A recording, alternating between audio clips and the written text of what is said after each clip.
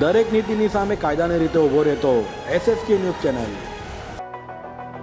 સુરત જિલ્લાના કામરેજમાંથી પસાર થતી 765 kV વીજ લાઇનનો ખેડૂતોએ વિરોધ કરી સુરત કલેક્ટરને આવેદનપત્ર આપી રજૂઆત કરી હતી।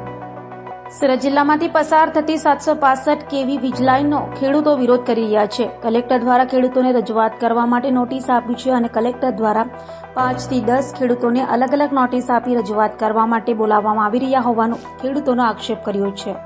ત્યારે ગુરુવારે મોટી સંખ્યામાં કામરેજ વલથાણના ખેડૂતો કલેક્ટર ઓફિસ ખાતે રજૂઆત કરવા માટે ભેગા થયા હતા। ખેડૂતોની એક જ માંગ છે કે મહામૂલી જમીનમાંથી વીજ લાઇન અને થાંભલા પસાર થતા ખેડૂતોની જમીનને મોટું નુકસાન થઈ રહ્યું છે। કરોડો રૂપિયાની મહામૂલી જમીનના ભાવ તળિયે આવી જશે। પાવર ગ્રીડના અધિકારીઓ ખેડૂતોને ડરાવી ધમકાવી વીજ લાઇન નાખતા હોવાનું ખેડૂતોએ આક્ષેપ પણ કર્યા છે। ત્યારે વીજ લાઇન ખેડૂતમાંથી પસાર ન કરવા માટે ખેડૂતો મક્કમ હોવાનું લાગે છે।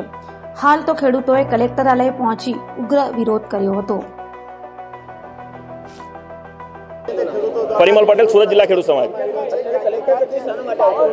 अमने कलेक्टर श्री नोटिस आपी है कि 6/6/2024 रोज तमारे हाजर थवानुं छे 12 वागे एने कलेक्टरने जवाब आपवा माटे अमे एकत्र थया छीए।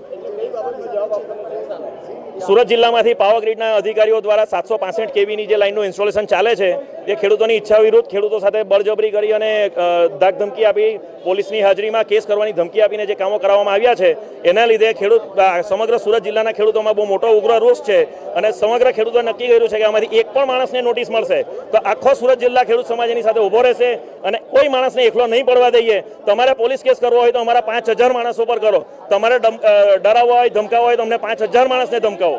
તમે કાયદા વિરુદ્ધ કોઈ પણ ધાક ધમકી આપીને અમારા ખેતરોમાં કામ કરી શકશો નહીં। એના અગેન્સ્ટમાં બધા ખેડૂતો યુનિટી બતાવીને કલેક્ટરને જવાબ આપવા માટે આવ્યા છીએ। એ અમારો પણ એ જ સવાલ છે કે અમારા કોના ખેતરમાં તાર આવવાનો, કોના ખેતરમાં થાંભલા આવવાના, અમને માહિતી તો આપો। તમે જે સવાલ પૂછો એ જ સવાલ અમે પાવર ગ્રીડને પૂછીએ છીએ પણ અમને કોઈ જવાબ એ લોકો દ્વારા આપવામાં આવ્યો નથી।